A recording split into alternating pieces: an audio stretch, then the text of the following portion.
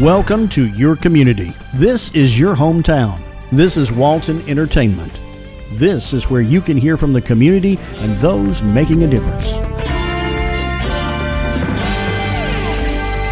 We explore topics, local festivals, arts and entertainment, and local news. For this program and much more, visit us online at yourlocalstream.com.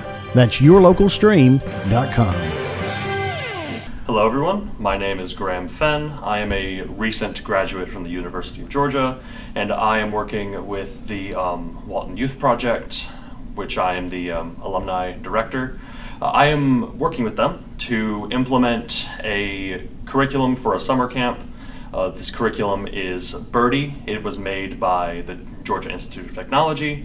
The Birdie curriculum really focuses on the concept of biologically inspired design. And biologically inspired design basically takes ideas and solutions that come from nature and applying them to real life problems that people have, that society has. And there's a lot of pretty good intuition that we can get out of biological systems. One of which, Velcro.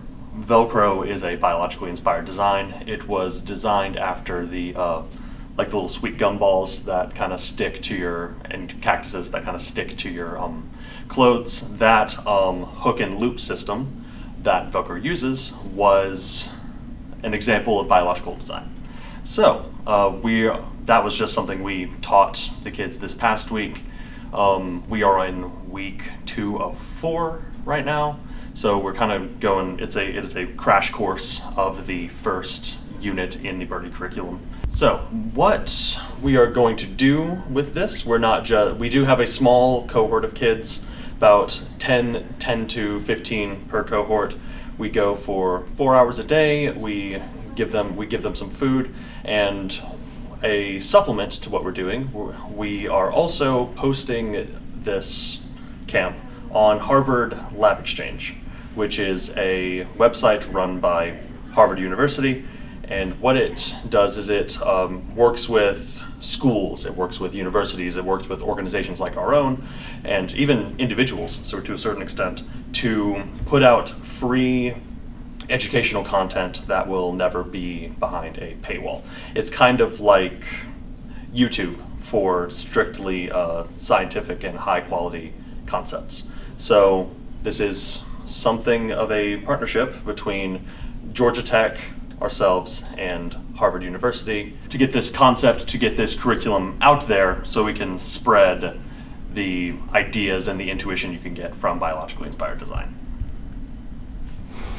Okay, and then when the students get through with this, basically what have they accomplished?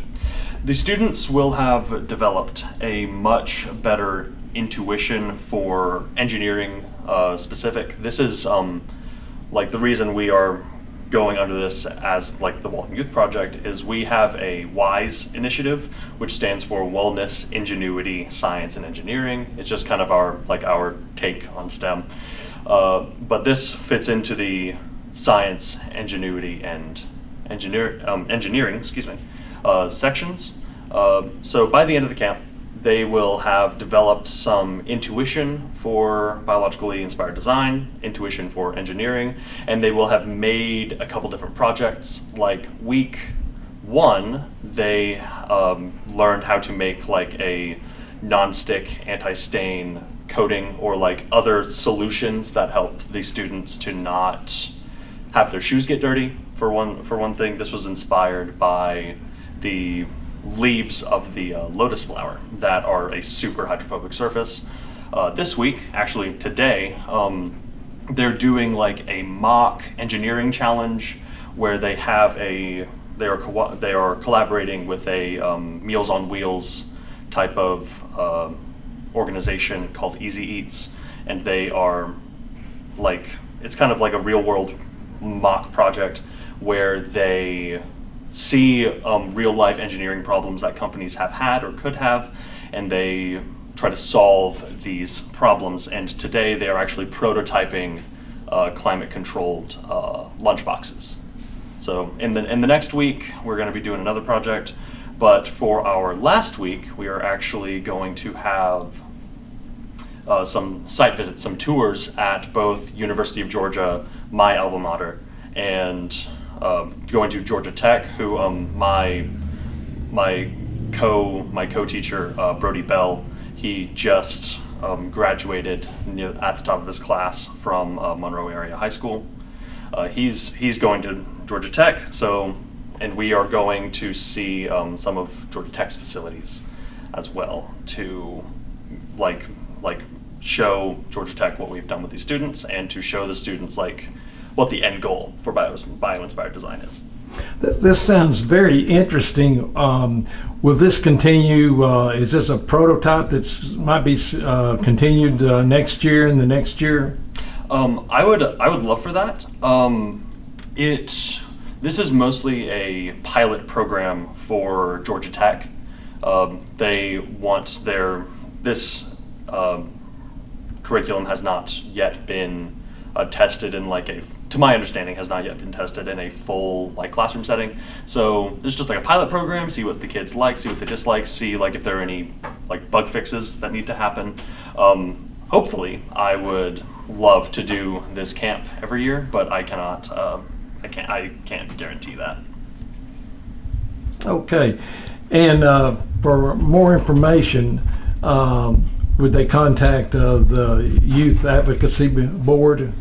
Yes, to contact, you can contact the Youth Advocacy Board and the Teen Advocacy Board. We kind of go by both right now, and get more information. We will soon be posting on Harvard Lab Exchange once we get all of the raw footage done and get all that consolidated. So be on the lookout for that. Okay. Well, thank you so much for all of this information. I wish I was a teenager again, and this just it's astounding to me is all this and how Velcro was invented. That just blows my mind. So thank you so much. Yes, sir. Thank you. One of the projects that we're working on, this is kind of like a larger, it's not necessarily part of Birdie, but it's kind of a pet project of mine that I'm teaching the kids how to do, is we are using 3D printers. We have a 3D printer that the Walton County Healthcare Foundation helped fund, and while we're here, I want to thank the Walton County Healthcare Foundation for being so helpful with us. But what we are doing with this little bio-inspired design project is we're making little gliders out of the 3D printer, and we have little devices that are called 3D pens, and what those do is they have a roll of just plastic filament. It's PLA, polylactic acid, so it's perfectly safe to handle. And what they do is through the 3D printer, they go. I'm also teaching them CAD, computer imaging design. They are designing little bodies for their planes, for their gliders, and then they are using the 3D pens to make the wings. So this is good because it's an iterative process. The 3D pens you can snap these off and reuse your body. So it's a really good intuition developing tool. This is one that one of my students made that flies the best. It flies better than some of mine, and what he did was he made a frame, a grid, so it would not be quite as heavy as one of these, and then he filled it up with painter's tape so that it kind of works like a membrane, or the wings on a bird or a bat or something like that. So this is just very cool. They don't fly quite as well as a paper airplane, but they do fly well, and I think it's very good for the kids to have something that, because you can print after you design them, you can print one of these in 10-20 minutes. So they can iterate on these very quickly, and they can kind of use it as an active feedback engineering topic. So This is They can one- make minor adjustments then Yes. on the aerodynamics so that they see what is happening, and then they can adjust any problems they might have. Definitely. Yes, sir. They can adjust it largely on the fly. This is our just schedule. We're going from 11 to 3, Monday through Thursday. And so basically, like if they have their plane, one of the key concepts that they have to follow is lift. So you want your center of gravity in front of your center of lift, and center of gravity of course is like a mass and volume thing, and then center of lift is largely an area concept. So they can kind of take something like this. They want their probably center of lift to be like here and center of gravity to be here. So like having a shape and like knowing where to position this fin, or like where they want the majority of their area from like their main flight wings to be. They could calculate that, or they can also just develop intuition, which I would argue is probably more valuable than mathematical expression, and especially at like the high school, late middle school stages. So, yes, sir. And it just proves that hands-on, you can learn a lot of stuff just Oh. hands-on. So much, and that's kind of what gravitated me and Miss Tish to this. There's a lot of hands-on stuff you can do with bio-inspired design specifically, and that kind of stuff, like that hands-on learning, is what's lacking in a lot of school districts. So bringing this to people hopefully will really improve the quality of education in Walton County and everywhere else. We're here at the new Walton County Public Safety Complex, known as the new jail. I want to show you some shots of the structure.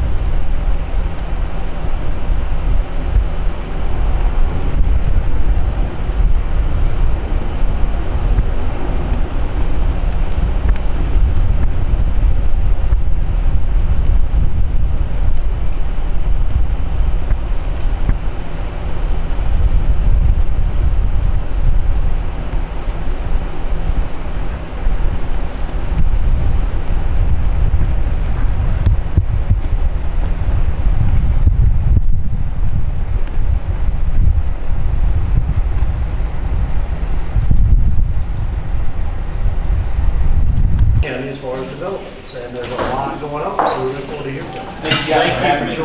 So I want to give you kind of some background of where I'm from and who I am. I grew up in between Jackson and Barrow counties, went to 9 different elementary schools, and when I tell people that, they're like, were you in foster care? No, we were poor and rent was due, so we moved a lot. And I like to think one of the positive aspects of that, because you got to find silver linings in everything, is that I had to reinvent who I was every time and introduce myself to a new population, so I've never had a problem speaking in front of people. And after high school, I graduated from Jackson County High School. I went to George Perimeter College, which is now George Gwinnett, for 2.5 years. I did the Stetson Bennett. It took me 5.5 years to graduate. And ended up going to University of Georgia, and I don't want y'all to be intimidated by my degree from there in recreation and leisure studies. But it was a real thing, and a couple years afterwards, I'm like, they canceled the major. They're like, this isn't serious, get out of here. Here's your degree. Yeah, but I had a great time. I worked in Parks and Recreation for 7 years, and I tell you, Parks and Recreation is a harder job than what I do at the Development Authority. And I was talking to Jody about this before, because in Parks and Recreation, every phone call is crisis, and it's you're telling adults how to be adults a lot of times. But the good things is, there's so many things about Parks and Recreation that is transferable to what I do on a day-to-day basis. You're listening to people, you're coordinating. On any given night, how many numbers, thousands of people are you coordinating to be at a certain place at a certain time? It's a big number. It's a big number. And that's all economic development is. It's relationships and it's coordinating people to be in the right place. So out of college, I worked at Aiken County, then City of Aiken, and then I had the pleasure of working in the City of Jefferson for about 3.5 years. And we had a city manager there named John Ward, who I really liked and got along with him. And he moved off to go to Boone, North Carolina, and I interviewed, and because of that, as the dominoes fall, my director, he left, and I interviewed for that job. I was passed over for it, so, you know, I'm 20-something and bitter, so I left to go to Oglethorpe County and crushed it there. But this is the testament I said earlier of like never posting dumb stuff on the internet. So John Ward and I have been Facebook friends for years, and after Oglethorpe County, I went to Gainesville for about 6 months, and that was one of those, you ever date somebody, you gotta date a 3 to appreciate an 8. It was the worst of the worst. It was so bad for me, and I was such a bad cultural fit that I realized I gotta do something different. So I worked in Barrow County Family Connection. That was my next job, and the equivalent of that is what Dina Huff does here in Walton County, and it was the perfect job for me at that time. I was there for about 4 years, and you got to really provide and be that hub of all the nonprofits and all the resources in the community. Almost like the Chamber supports business, we supported all families and nonprofits. And at one point I spoke to the Rotary Club of Winder, which later I would have to join. I was voluntold. I don't know how that goes. That's how it works. And someone I looked up to, a lady named Lisa Maloof, was like, you need to be in economic development.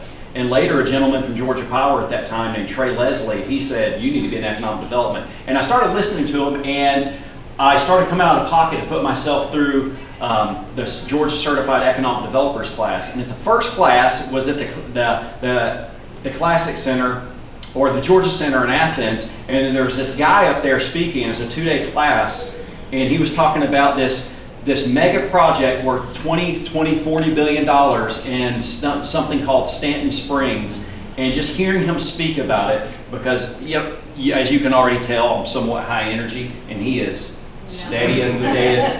And I was like, I need to follow this guy, and I introduced myself to him. And especially graduated from Jackson County, I heard his name before, and that gentleman was Shane Short. So I introduced myself to him. I knew I had to meet him, and I stayed in contact. And eventually, after Family Connection, I started to go work for Barrow County Economic Development. And then later, my director retired, and I stayed in contact with Shane. And then they created a development authority. But basically, I work for a development authority in Barrow County, but it's still basically the Barrow County government, unofficially. And it was going fine, but Shane and I were talking about like the future, and he was always a mentor, and there were some career things coming up that I was getting looked at for different things, and he was like, don't do that, do this instead. And Shane, much like Kirby Smart, like brought me on a tour around Walton County, showed me everything, and like I'm from Winder, like Walton County's awesome. The school systems, plural, are great. The Parks and Rec system here is great. Monroe is like Mayberry with manufacturing. There's something for everybody in Walton County. So it wasn't a very hard sell for him to have to make. He was like, come in, be my succession plan, learn from me. He's like, you can do the blocking and tackling of this economic development stuff already. It's meeting people like you guys. It's getting in front of groups and meeting people and building trust and rapport with this community. And so on January 6th of this year, I started the job as the Vice President of Economic Development for the Development Authority of Walton County. I have to take 2 breaths after saying all that. But I love what I do. Ultimately, it's this. We're bringing quality jobs to Walton County. That's our job, is to bring quality jobs. We have different sides of kind of what we do. Shane and I work on industrial recruitment, and Dessa Morris and Jamie Cash work for they work on workforce development, and they have, and I want to kind of save that because you'll need a speaker at a later date, and Jamie and Dessa are fun, and they will tell you everything they do from a workforce development side. But from an industrial recruitment side, it's the relationship business. We are in the relationship business. And the short version of how this works is a company from overseas or internally in America, they'll come to different states in the South. They'll come, not Florida a lot, they're fine, but they'll come to North Carolina, they'll come to Virginia, Texas, Tennessee, and Georgia and say, we have this project, we make this widget. Give us a site that has at least 50 acres near a highway, and we need to pull at least 800,000 people within 45 minutes. And they give it to the state. And the state, the Georgia Department of Economic Development, they have project managers. And they also bring in a power partner, Georgia Power, Georgia EMC, and Electric Cities of Georgia. And it's almost like they pick random power partners out of a hat, but a power partner is assigned a project with a project manager. So these two. And from there, who's ever watched the show Deal or No Deal? Remember that one? Where it's like, is it in that one? Is it in that one? And they just eliminate all the briefcases. It's a site elimination process. So I've told you the parameters. They need at least 50 acres, 800,000 people within 45-minute drive, and they need to be near a highway.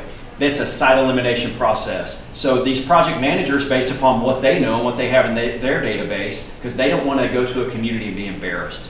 They don't want to be embarrassed. So they're eliminating people off the jump right there. Walton County, we got 140 acres on Jim Dawes Road. It's our industrial park, and it's just raw land right now, and we fit all of that. And Walton County is a big player in all of this. And so when I say it's relationships, I go to a lot of networking things, a lot of conferences, and what's changed about this, and one of the things that thankfully through the relationships I've been able to build previously, and Shane helps and supports and encourages it, we've had all these project managers from the state of Georgia, from Georgia Power, Georgia EMC.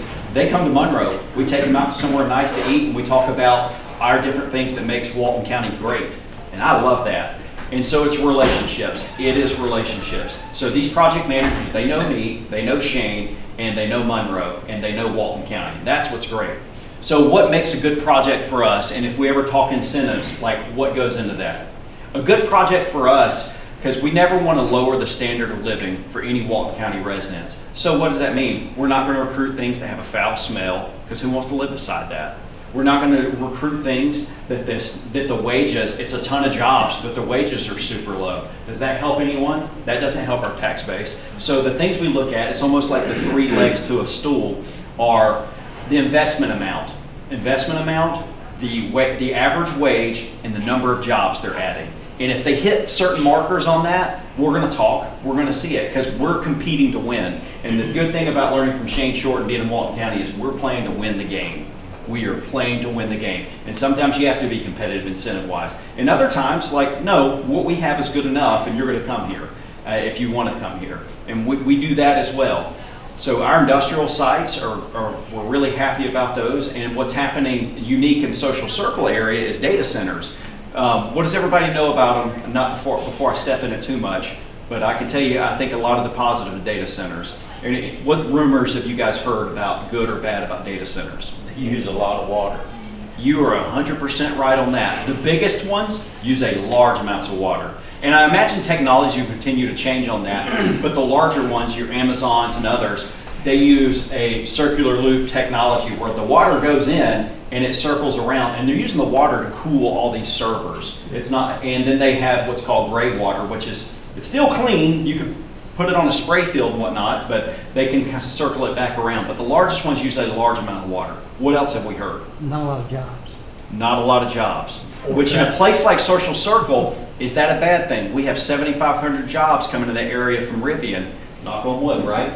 And we have 7,500 jobs coming, so maybe we don't need large jobs providers to come in right beside it. So a data center would be great. Here's from a school system standpoint, I'm not speaking on behalf of a school system, but here's why most school systems love data centers. They are huge investments. We're talking hundreds of millions into the billions. Major power users,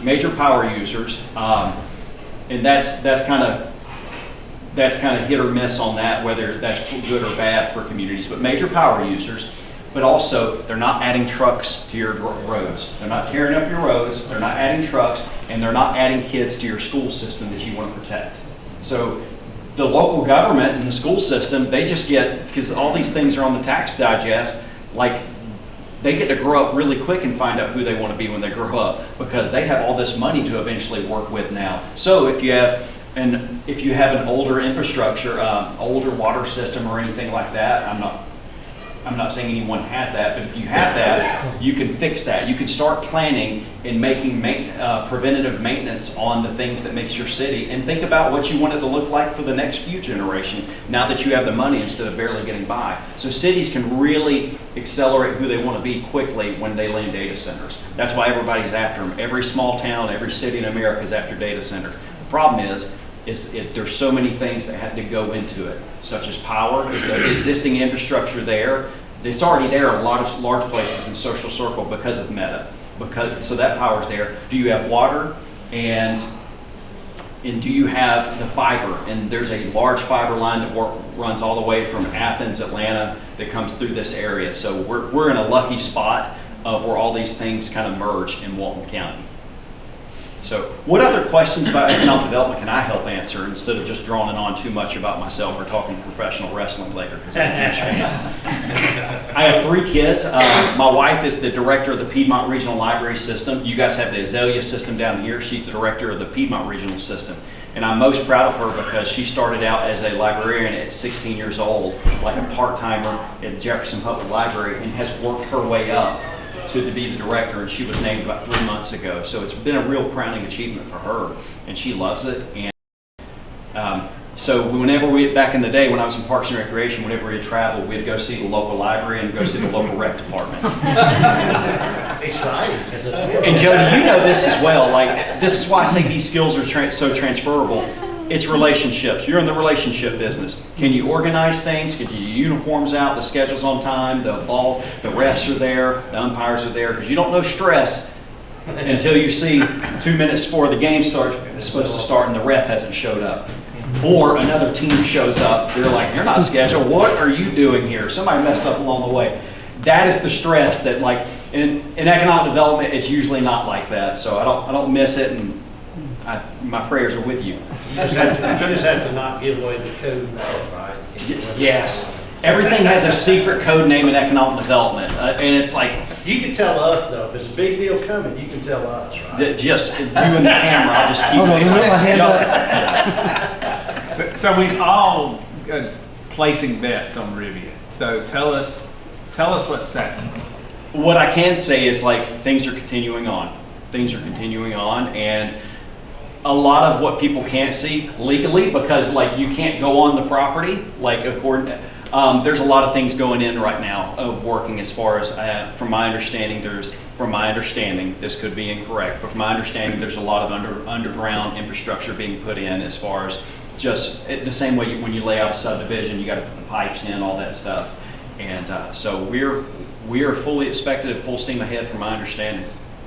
And it's been, and Shane, because it's Shane's. We can fly in this afternoon and go see. So, yeah. So Shane's he has a weekly call with the folks from Rivian every single week where they just touch base and they talk about it, and it's from all indications.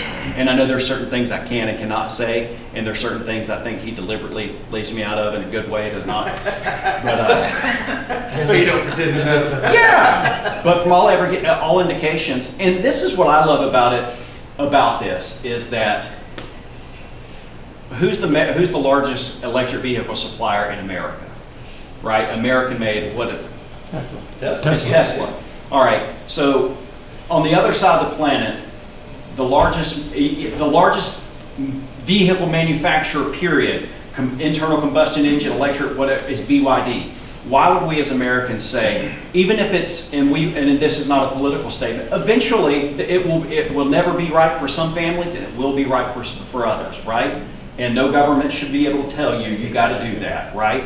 It should be your own decision on this. But this is a great technology. We were talking about this earlier. Why would we cede this entire segment to another country versus Rivian's an American, and I'm not carrying water for anyone, but Rivian's an American company who's trying to build great jobs here in this community, and 7,500 of them of good paying jobs. And what I like about this specific one is they're building an R2 and I think the R3, because, you know, I don't think any of us here are exactly rolling in it.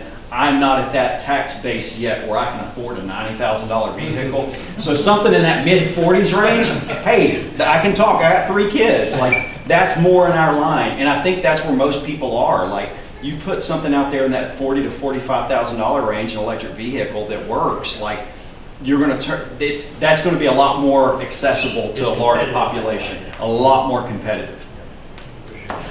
So that's what I'm happy about it. Like, it's going to be a boon for a lot of this community. One of the things that we also see that people talk about is housing in the area. Like, how are they going to house all these workers?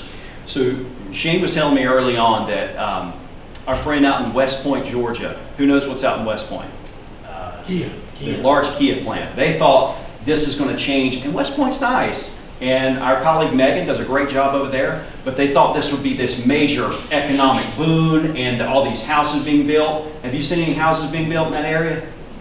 Exactly. They'll commute all the way out there. Yeah. If people are commuting, they're making long commutes to get there, and we fully expect that here. Will something pop up and more houses? Yes. But the secret sauce in Walton County, and I love this because where I live in Barrow County because it's halfway between my wife's job and ours. But what I love about Walton County, there's growth here, but the growth is where it should be in a lot of places. It's in the cities. That's where your density should be, in the cities. Yeah, we're keeping it all in Good Hope. We're trying to keep most of it in Good Hope. I think Walton County, especially like Walton County government, unincorporated Walton, and this is like from decades of good leadership. Who knows why Walton County is never going to be like this, grow like some of the communities around us. No sewer. Yes, sir. It's the lack of sewer. So you're never going to have 400 unit housing developments pop up in the middle of a cow pasture because the money's not there for developers to build these houses on septic systems with 400 of them. So you'll have something a lot more reasonable. And just driving around the new ones that are being built, there's, 600, 700,000, starter home. Yeah. Yeah. And I live in a Reliant community. Nowadays, I don't think it exists anymore. I bought actually my second Reliant home. We bought in a Reliant community in Winder that stopped building in like 2011 during the crash.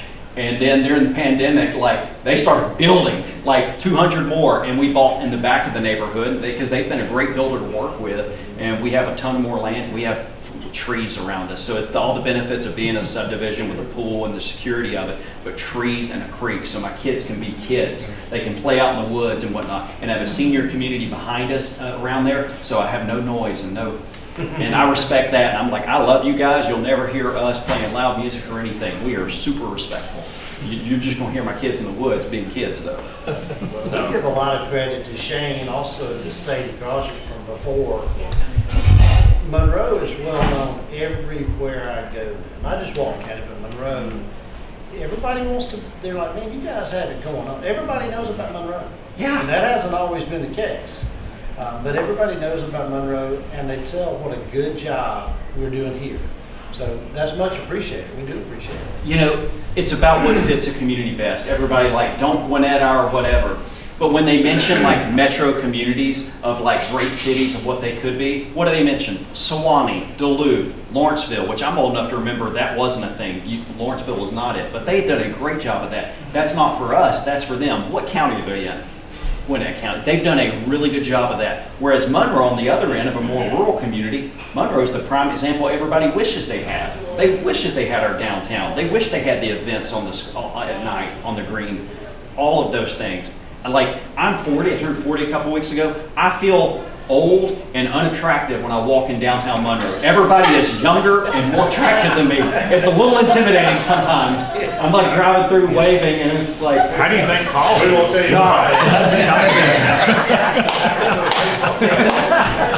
it's intimidating sometimes. I'm like, God, nothing but fit 20-year-olds around here. God.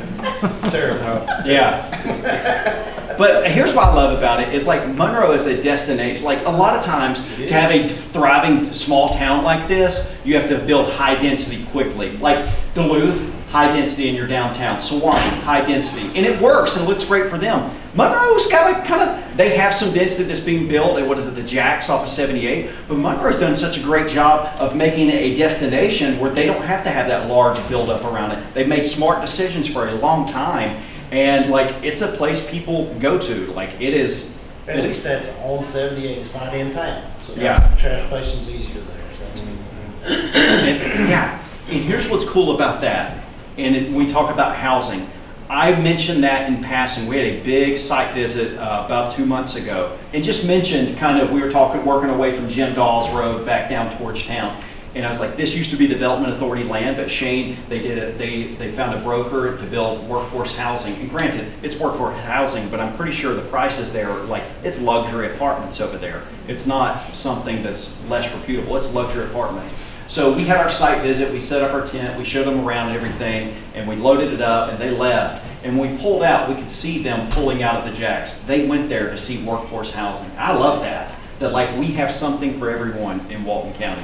And this is why I love where I go back to like the parallels between Parks and Rec and what I do. You're carrying the flag for your community every single day. You're giving people things to be proud of, something to believe in. You're building little Red Devils, little Redskins, little Purple Hurricanes, little, I'm missing, Warriors, and their private schools in the area as well. Like get a raise. Like you're building, You're raising all them? you're creating a scenario.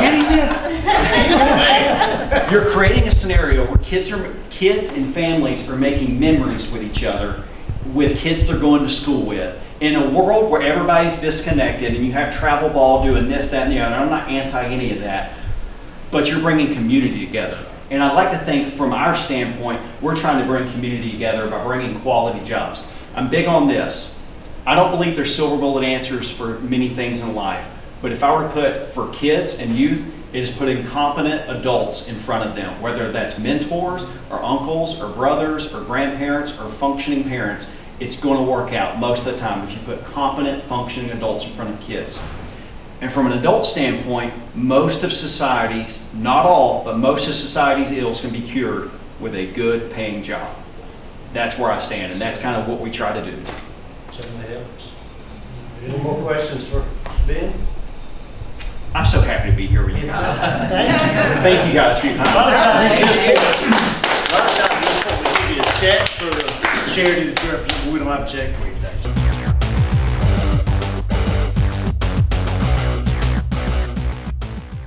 Hi, I'm Jody Johnson. I'm here with another recreation report. Happy to say that our Walnut Grove Park is really moving forward. We've had great weather for them to get a lot of the construction done. We're looking at opening up the athletic portion of it, which is the 5 athletic fields that we'll play our recreation softball at starting in September.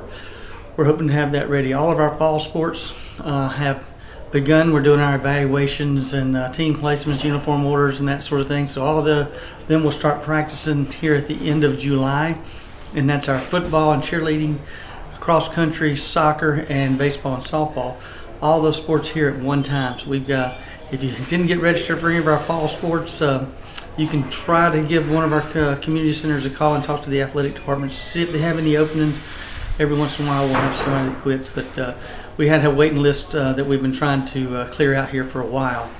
All of our summer sports are ending here in the month of July as the kids go back to school.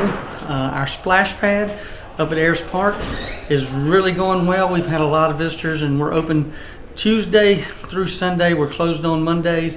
Usually starts around 10 o'clock and goes to around 6 o'clock in the evening. So if you'd like to go that right before you go back to school, it's a very affordable place to go, cool off, and it's a great place to go. We've added 8 more pickleball courts down there. They are complete. So we have 12 pickleball courts in total at that complex. And I just found out also that our Frisbee golf course there at Ayers Park is now ranked number 3 in the state, which is a huge feat. So congratulations to the Frisbee Golf Club that goes out and maintains that facility for us. They built it. No tax money went into the building of the Frisbee Golf, and it's at the Heritage Pines area of Ayers Park. If you're into Frisbee Golf, it doesn't cost anything to go out there and play. You just take a Frisbee, and there's usually somebody out there that can give you some pointers on how to play. It's really easy to navigate. There's signs out there that it'll walk you through. It's very shady, a lot of big pine trees. That's why people like to go out there and play. So we have a lot going on at the Recreation Department. Our Nowell Gym here in Monroe has gone under some renovations. We've taken up the floor in there. We've repainted the entire building, got a new roof on it. So it's in great shape. We're putting a rubberized floor in there that we'll be able to have a dual purpose for the Nowell Gym. We'll also have the basketball that we play in the summer and in the winter, but you'll also be able to play pickleball. So we have a membership. It's on our website at www.waltoncountyga.gov. You can buy a membership that'll give you an access card to be able to go in to play pickleball indoors at Nowell and the times that we have out at Criswell Park. So great opportunities to do that. We haven't opened up Nowell yet. We've got one more gym to complete. should be done within the next couple of weeks, and we'll have that for you to do as well here in Walton County. So lots of opportunities, lots of things going on, lots of parks that are for you to use. The best place to go to our website and find a park near you, and you can find something that fits you, whether it's a pavilion that you want to have a birthday party at, or a sports program that you want your kids to participate in, or just a park that you just want to go lounge in and have a picnic. We have something for you here in Walton County at one of our 15 to 16 parks that we have all over the county. So until next time, thank you very much.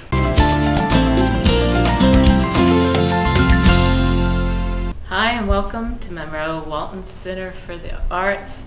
We're kind of excited around here because we just got word that we got a nice grant, $10,000 from the Georgia Council for the Arts. We got a really high score from the panelists who looked at our grant application.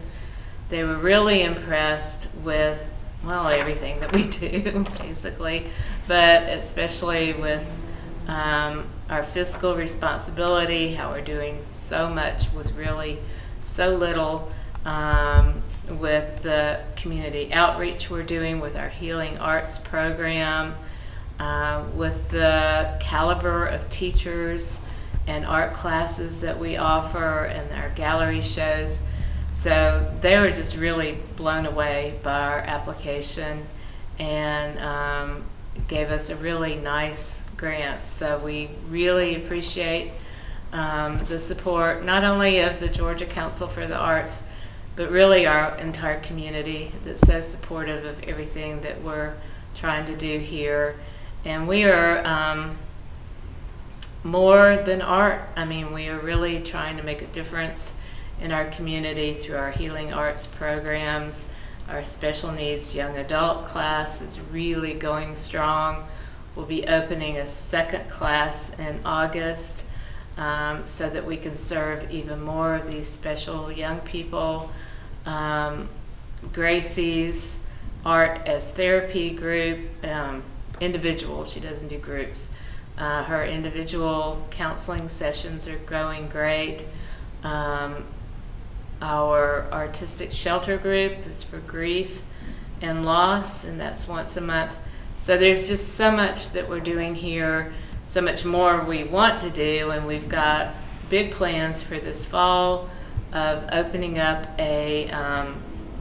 or launching, I guess, a Healing Arts workshops to outreach to professional offices, anybody from, I don't know, doctor's offices, dental offices, counselors, people who work with other people at any level and are interested in practical, easy ways to incorporate art to help relieve stress and anxiety in their clients. We'll be doing workshops about that. So please come and see what we're all about. We've got always our classes coming up. Our impact report is still available. Our gallery shows are going great. And of course, we're always looking for members. So come see us soon, and thank you so much for your support.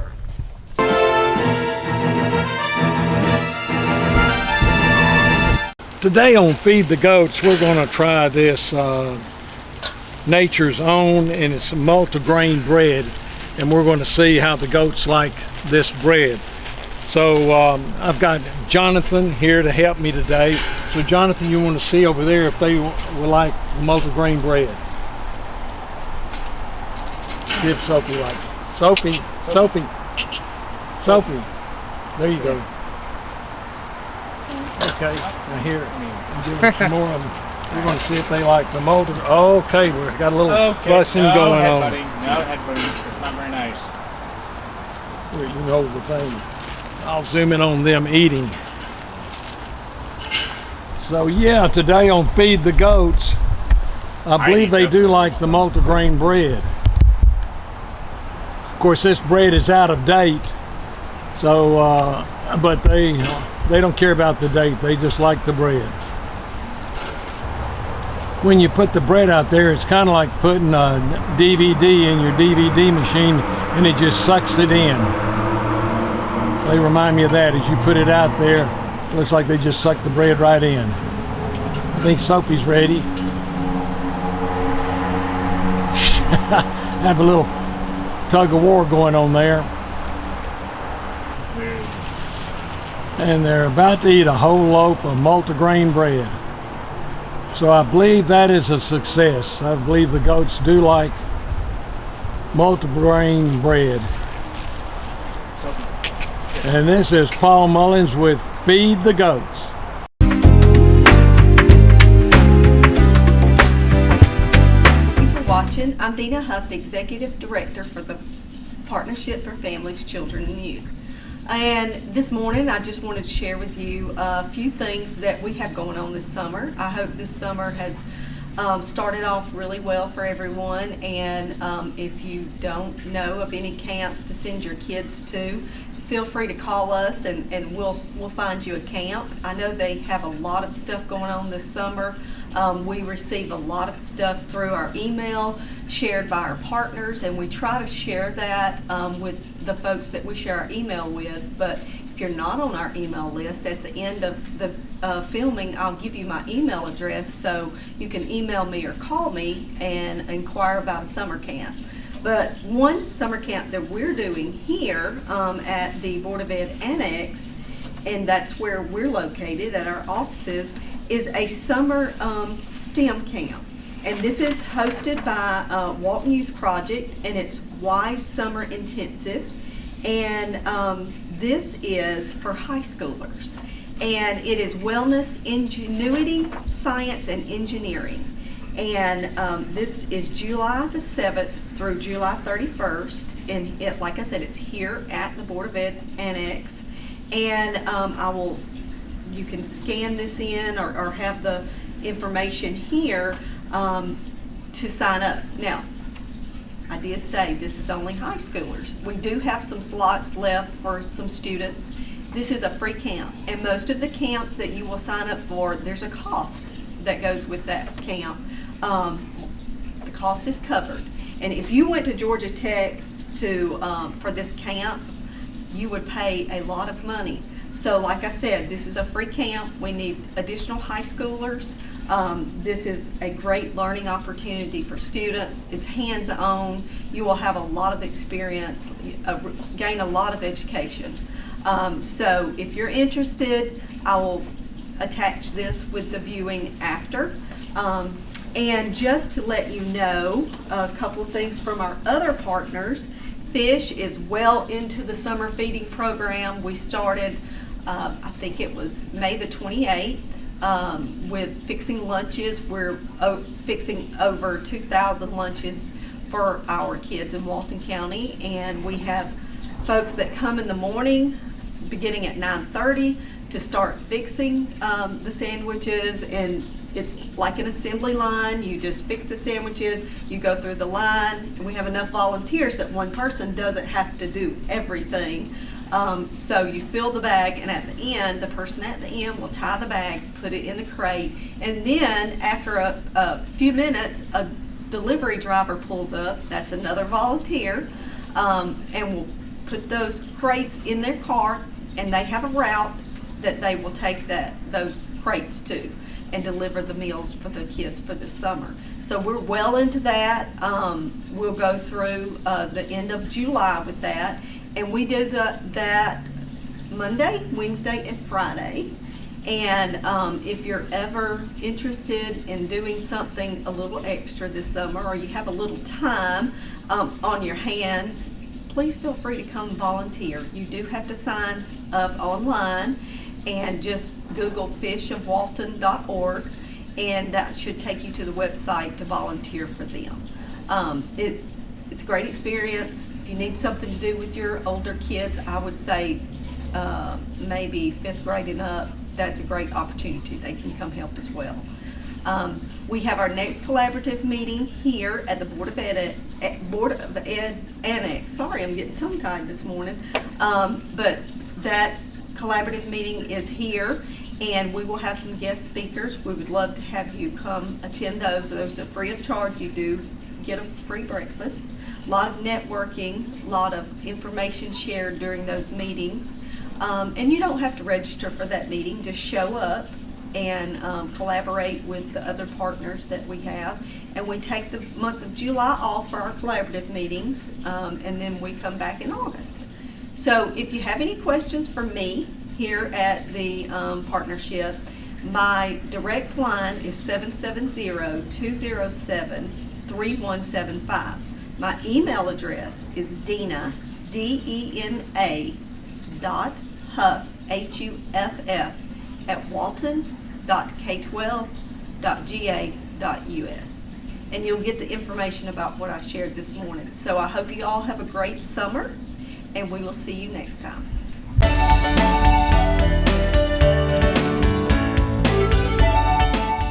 Hello, I'm Kenny Sargent with Keep Walton Beautiful and the Walton County Recycling Center. I want to thank everyone for tuning in. Super busy here at the center right now. Still a lot of people coming out to bring some of their household items they want to throw away, and we're recycling more than ever. So wanted to make sure I thanked everyone who does use the facility. Happy to see you here. Just to update you on some upcoming events, we have scheduled a couple of events already. On Saturday, September the 13th, from 9 to 11, here at the Recycling Center, we are going to do a document destruction event.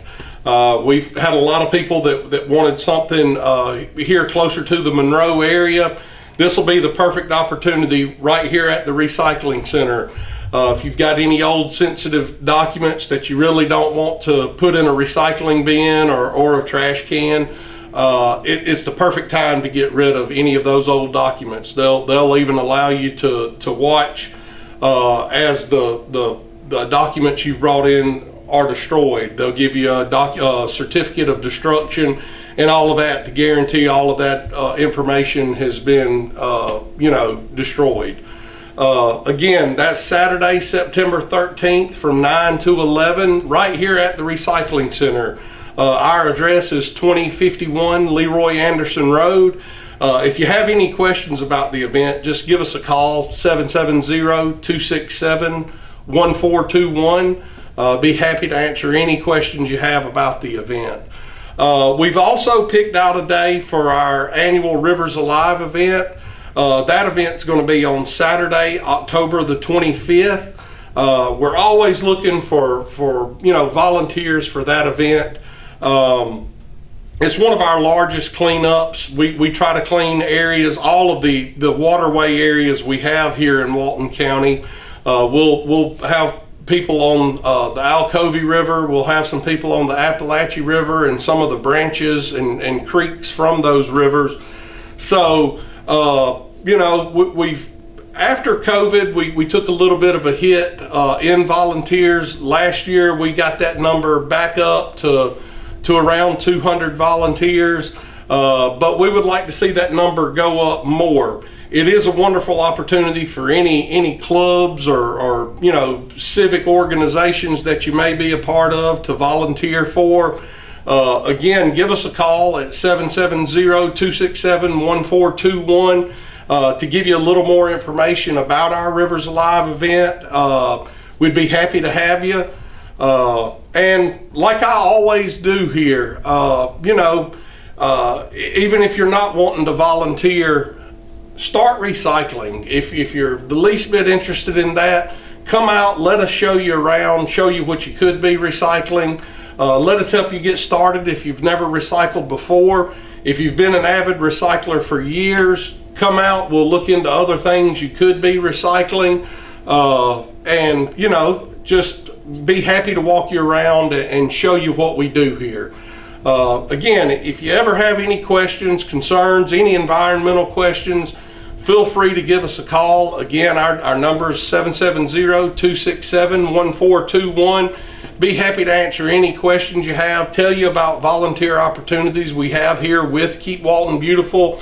And until next time,